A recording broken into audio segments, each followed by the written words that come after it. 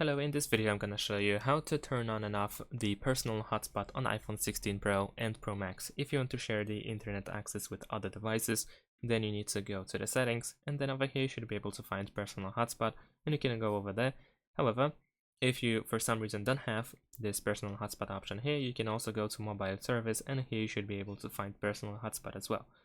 Now, once we are here, we need to turn on the hotspot by pressing allow others to join. This is how we turn on the hotspot.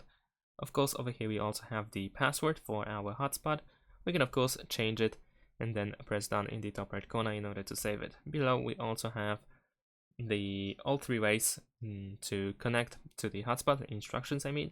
We can use Wi-Fi, Bluetooth, or the USB cable if we try to plug the iPhone into our computer. And then we also have the option to maximize compatibility. And if you want to turn it off, then of course you can press on this switch over here as well.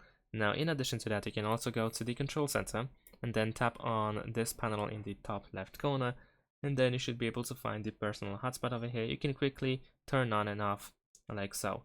So whether it is discoverable or not, you can turn it on and off over here. And that's it. Thanks for watching. Leave a like and subscribe to my channel, and see you in my next videos. Bye.